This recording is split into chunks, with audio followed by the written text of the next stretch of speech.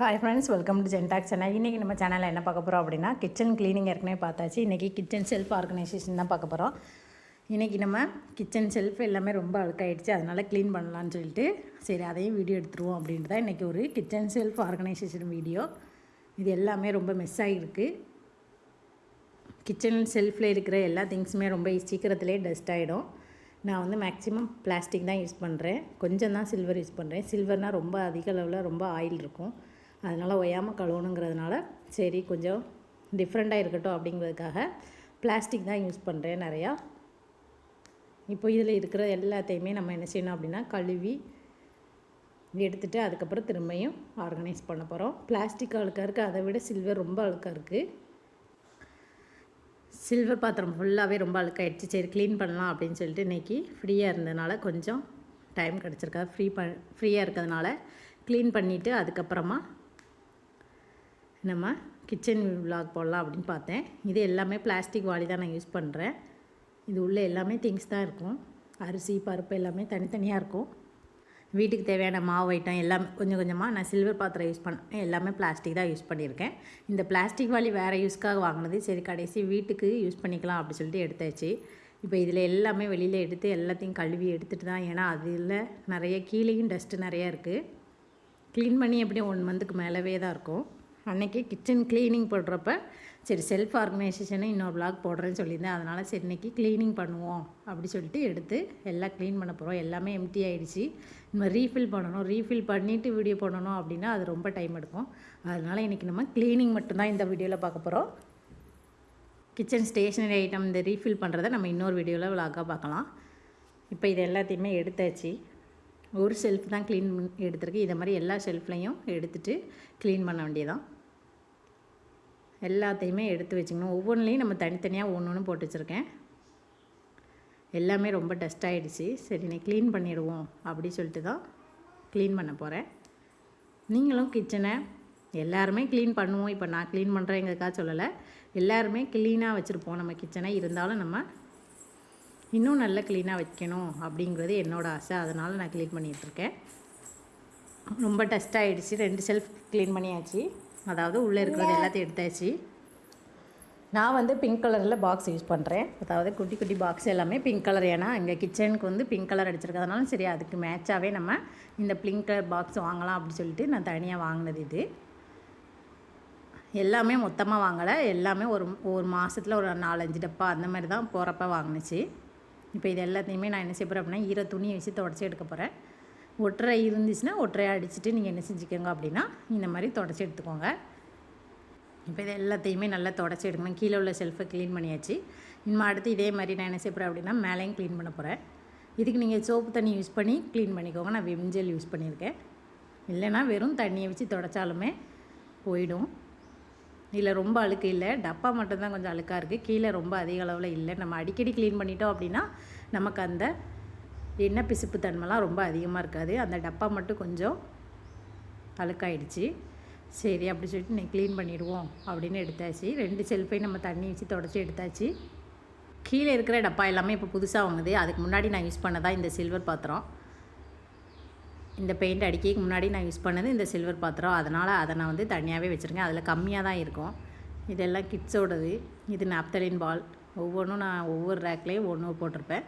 கீழே உள்ள 2 ரேக்லேயுமே நான் போடலை, சின்ன பிள்ளைங்க இருக்கிறாங்க அப்படிங்கிறதுனால வேறு எதுவும் நினச்சி எடுத்துடக்கூடாதுங்கிறதுக்காக நான் சேஃப்டியாக இருக்கணுங்கிறக்காண்டி மேலே இருக்கிற 2 ஷெல்ஃபுக்கு மட்டும் நான் என்ன செஞ்சுருக்கேன் அப்படின்னா நாப்தலின் பால் போட்டிருக்கேன்.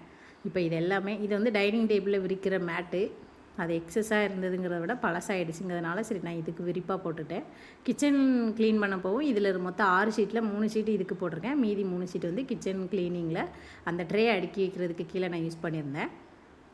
இப்போ இதெல்லாம் பிஞ்ச பாசிங்கிறதுனால தூர போடுறதுமா சின்ன பிள்ளைகளுக்கு வாயில் போட்டுரும் அப்படிங்கிறதுனால நான் ஓரமாக வச்சுருந்தது, அதை அப்படியே மறந்துட்டேன். நானே இப்போ தான் பார்க்கேன். இப்போ இந்த ஷெல்ஃபையும் க்ளீன் பண்ணியாச்சு. 3rd ரோவில் உள்ளது, கீழேருந்து 3rd. இப்போ இது எல்லாமே நல்லா சுத்தம் பண்ணிவிட்டு அதுக்கப்புறமா நம்ம என்ன செய்ய போகிறோம் அப்படின்னா நம்ம எடுத்து வச்சுருக்க பாத்திரத்தையும் கழுவி எடுக்க போகிறோம். இது மேலே உள்ளது. இதில் வந்து நிறைய கிட்ஸோட ஸ்நாக்ஸ் தான் கிடக்கும், எப்போவாவது நிறைய வாங்கிட்டு வருவாங்க. அதில் ஒன்றை மட்டும் கொடுத்துட்டு மீதி எல்லாத்தையுமே அதில் வச்சுட்டேன். காயின்ஸும் கொஞ்சம் இருக்குது, கிச்சனில் கொஞ்சம் கொஞ்சம் நம்ம காயின்ஸ் இருக்கும் ஏதாவது வாங்குறத வைக்கிறதுக்கு. இந்த கீரைகள் ஏதாவது வாங்க வர்றப்ப இங்கேருந்து நான் காசு எடுத்து கொடுத்துக்குவேன். இது குட்டி குட்டி மிட்டாய்ஸ் எல்லாம் கிடக்கு.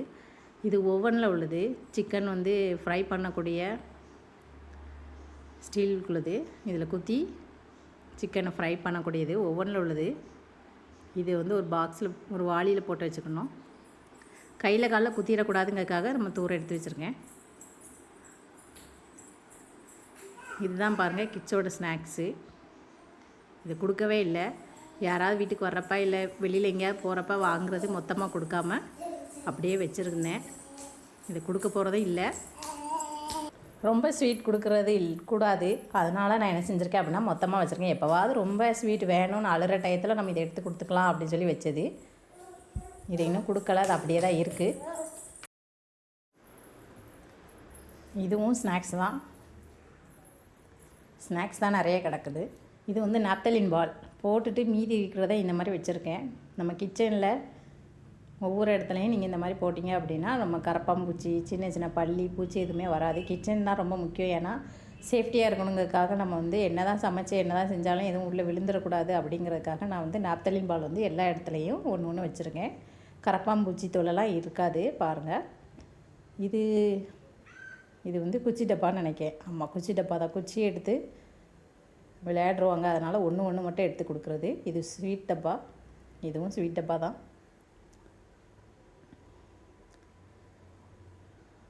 குச்சியை எடுத்து அப்பப்போ நம்ம எல்லாம் மொத்தமாக பாக்ஸை காமிச்சிட்டோம் அப்படின்னா மொத்தமாக எடுத்து வேஸ்ட் பண்ணிடுவாங்க. அதனால் ஒவ்வொரு டப்பாவில் எப்போ கேட்காங்களோ அப்போ மட்டும் ஒரே ஒரு குச்சி மட்டும் கொடுக்குறது. நம்மலாம் இந்த குச்சை, அதாவது நான்லாம் இந்த குச்சி கடையில் தான் போய் வாங்கியிருப்போம். இந்த மாதிரி பாக்கெட்டெல்லாம் வாங்கி வச்சது கிடையாது. சின்ன பிள்ளையில் படிக்கப்போ நம்மலாம் பெட்டி கடையில் தான் போய் வாங்கியிருக்கேன் நான்லாம். இப்போ வந்து பெட்டி கடைக்கு போக முடியாது நம்ம, அதனால் எங்கேயாவது வெளில போனோமா இந்த மாதிரி பாக்ஸை வாங்கி வச்சுட்டு ஒவ்வொரு குச்சி டெய்லி கொடுத்துக்கலாம். இப்போ இது எல்லாத்தையுமே க்ளீன் பண்ணியாச்சு. ஷெல்ஃபை வெளியில் வெக்கேட் பண்ணியாச்சு. இப்போ இவ்வளோத்தையுமே நம்ம கழுவி எடுக்கணும். உள்ளே இருக்கிற திங்ஸ் எல்லாமே கழுவி எடுக்க வேண்டியிருக்கும். இப்போ எனக்கு ரொம்ப டைம் இல்லைங்கிறதுனால நான் பிளாஸ்டிக் பாத்திரத்தை மட்டும் என்ன செய்ய போகிறேன் அப்படின்னா மேல் டாக்கில் என்ன செய்ய போகிறேன் அப்படின்னா தொடச்சி எடுக்க போகிறேன். சில்வர் பாத்திரத்தை எல்லாத்தையுமே கழுவி தான் எடுக்க போகிறேன். பிளாஸ்டிக் உள்ள எல்லாத்தையுமே வந்து தட்டி எடுக்கணும் அப்படின்னா கிட்ஸ் இருக்கிறதுனால இப்போ என்ன செய்ய முடியாது அப்படின்னா அவ்வளோத்தையும் ஒவ்வொரு பேப்பரில் தட்டி மாற்றி எடுத்து வைக்கிறதுக்கு எனக்கு டைம் இல்லை. அதனால் நான் என்ன செய்ய போகிறேன் அப்படின்னா பிளாஸ்டிக் பாத்திரத்தை எல்லாத்தையுமே நல்லா துணி வச்சு சோப்பு தண்ணி வச்சு தொடச்சி தான் எடுக்க போகிறேன். சில்வர் பாத்திரத்தை கழுவி எடுக்க போகிறேன். உங்களுக்கு டைம் இருந்துச்சுன்னா நீங்களும் பிளாஸ்டிக் பாத்திரத்தெல்லாம் கழுவி எடுக்கணும்னா நீங்கள் எடுத்துக்கலாம். நான் இன்றைக்கி எனக்கு டைம் இல்லை, 1 மணி நேரம் தான் இருக்குது. அதுக்குள்ளே தூங்கி முழிச்சிடுவா. தூங்கி முழிக்கும்னா சரி வேலையை பார்ப்போம் அப்படிங்கிறதுக்காக நான் என்ன செஞ்சுருக்கேன் அப்படின்னா இப்போ இதை க்ளீன் பண்ணிகிட்ருக்கேன். இந்த ஒரு ஷெல்ஃப் மட்டும் தான் க்ளீன் பண்ண முடியும் அந்த டயத்துக்குள்ளே. இதெல்லாம் கழுவணுன்னா இன்னும் கொஞ்சம் டைம் ஆகும். ஒட்டரை அடிக்க மறந்துட்டேன். அதனால் என்ன செய்யப்படுறேன் அப்படின்னா திரும்ப ஒட்டரை அடிச்சுட்டு திரும்பியும் க்ளீன் பண்ணணும். ஃபஸ்ட்டே நீங்கள் ஒட்டரை அடிச்சுட்டு நம்ம என்ன செஞ்சுக்கலாம் அப்படின்னா தொடச்சிக்கலாம். ஏன்னா நமக்கு ஒன்றுக்கு 2 வேலை ஆகிடும்.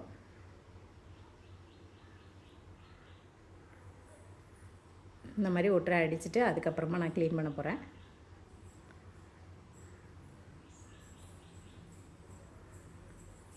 நம்ம அடிக்கடி க்ளீன் பண்ணிட்டோம் அப்படின்னா கிச்சன் க்ளீன் ஆகிடும்.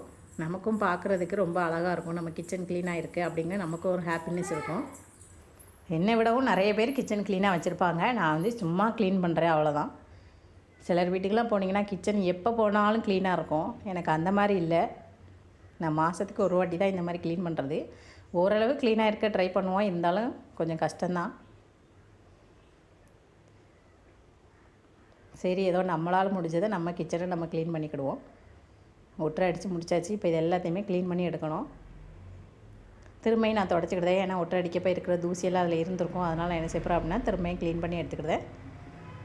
நாப்தலின் பால் வந்து ஒவ்வொரு ரோலையும் ஒவ்வொன்றும் போட்டுக்கலாம். அப்போனா நமக்கு வந்து கரப்பாம்பூச்சி தொந்தரவு, எறும்பு தொந்தரவு அந்த மாதிரி எதுவுமே இருக்காது.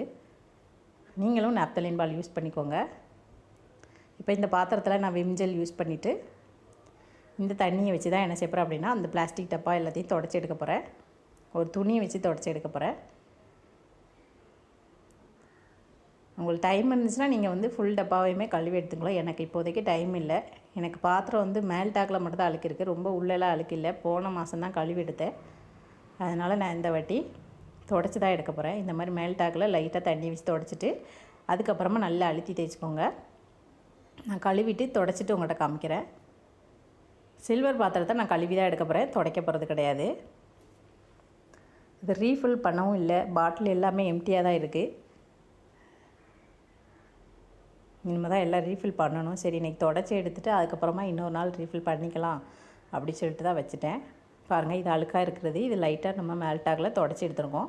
டிஃப்ரென்ஸ் இருக்குது. இப்போ கொஞ்சம் ஓரளவு க்ளீன் பண்ணி எடுத்துருக்கேன் பிளாஸ்டிக் டப்பாவை. இதை ஃபுல்லாகவே நம்ம ஒரு ஈர துணி வச்சு தொடச்சி எடுத்தோம். இப்போ வந்து காஞ்ச துணி வச்சு நல்லா ரப் பண்ணி எடுத்துக்கோங்க. டைம் இருந்துச்சுன்னா நீங்கள் ஃபுல் டப்பாவையுமே கழுவிக்கோங்க. எனக்கு இப்போதைக்கு டைம் இல்லை, நான் அதனால் இப்படி பண்ணுறேன். இப்போ இந்த டப்பாவை எல்லாத்தையும் தொடச்சி எடுத்துகிட்டு திரும்ப ஷெல்ஃபில் அடுக்கி வச்சிட வேண்டியதான். பிளாஸ்டிக் டப்பா மட்டும் நான் வந்து இந்த மாதிரி தொடச்சி எடுத்துக்கிட்டேன். என்ன தான் நம்ம எவ்வளோ க்ளீனாக இருந்தாலும் கிச்சனுக்குள்ளே இருக்கிற எல்லா பாத்திரமும் இந்த மாதிரி தான் இருக்கும். சில்வர் பாத்திரத்தை அப்படி துடைக்க முடியாது, ஏன்னா அதில் ரொம்ப எண்ணெய் பிசு பிசு இருந்துச்சு. அதனால் இப்போ நான் அது வந்து துடைக்கிறதா இல்லை. டப்பாவை மட்டும் எடுத்து வச்சுட்டு அப்படியே உள்ளே வச்சிடலாம்.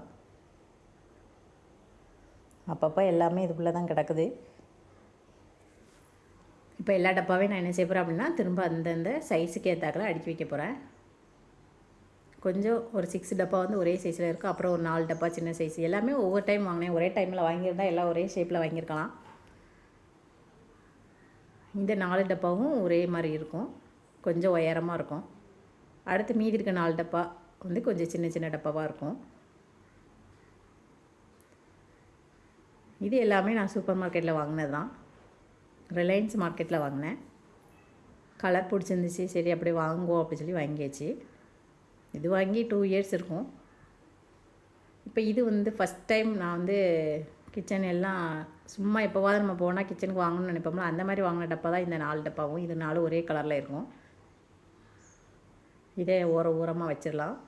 பிங்க் கலர் தனியாக, அது ஓரமாக, அது மட்டும் ஏன் வேஸ்ட் பண்ணுவோன்னு சொல்லிட்டு அதிலேயே நான் ஃபில் பண்ணி வச்சுட்டேன். மேலே இருக்கிறது எல்லாமே ஒவ்வொன்றும் ஒவ்வொரு டப்பா.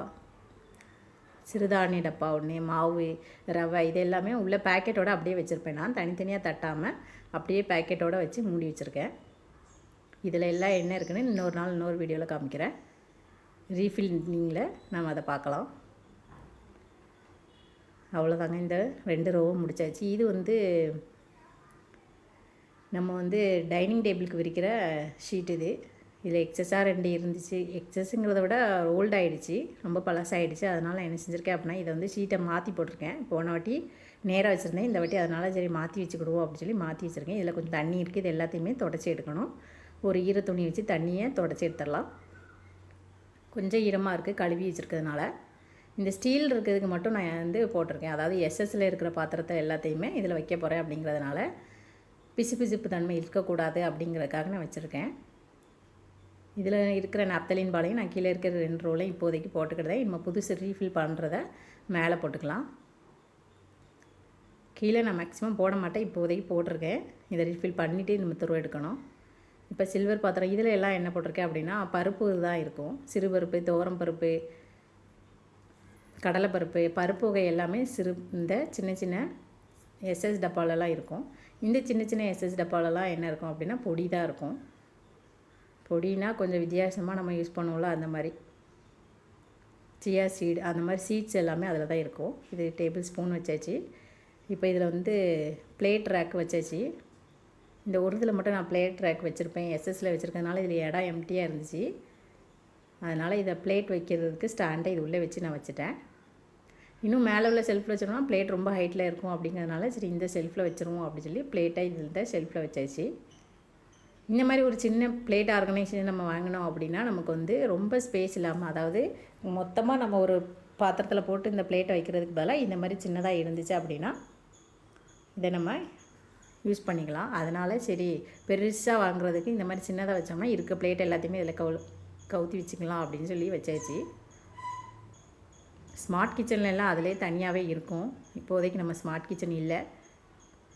ஸ்மார்ட் கிச்சனாக எல்லாமே இந்த மாதிரி பிளேட் வைக்க, ஸ்பூன் வைக்க, எல்லாம் வைக்கிறதுக்கு வச்சுருப்பாங்க. அவ்வளோதாங்க, கிச்சன் செல்ஃப் எல்லாம் க்ளீன் பண்ணியாச்சு, எல்லாத்தையுமே அரேஞ்ச் பண்ணியாச்சு. கிச்சன் செல்ஃப் எல்லாம் க்ளீன் பண்ணியாச்சு. மேலே உள்ள ரேக்கை விட்டுட்டேன், நான் மறந்துட்டேன். மேலே உள்ள ரேக்கையும் நம்ம ஃபில் பண்ணியாச்சு. அவ்வளோதாங்க. கிச்சன் செல்ஃப் ஆர்கனைசேஷன் இன்றைக்கி முடிஞ்சிச்சு. நெக்ஸ்ட் வீடியோவில் நம்ம கிச்சனில் இருக்கிற இந்த பாக்ஸ்லலாம் ரீஃபில் பண்ணுறதை பற்றி இன்னொரு வீடியோவில் பார்க்கலாம். இந்த வீடியோ பிடிச்சிருந்தால் லைக் பண்ணுங்கள், ஷேர் பண்ணுங்கள், மறக்காமல் சப்ஸ்கிரைப் பண்ணுங்கள். கீழே இருக்க வாளி எல்லாமே அப்படியே தான் இருக்குது. அதை துடைக்க வைக்க எதுவுமே செய்யலை, அப்படியே வச்சுட்டேன்னா. அது வந்து புது வாளி தான், இப்போ வாங்கினது தான். அதனால் அது ரொம்ப அழுக்கெலாம் இல்லை. அது வேறு ஒரு பர்பஸ்க்காண்டி வாங்கினது, இப்போ கிச்சனுக்கு யூஸ் பண்ணியாச்சு. நீங்களும் இந்த மாதிரி உங்கள் கிச்சனை க்ளீனாக வச்சுக்கோங்க. தேங்க்யூ.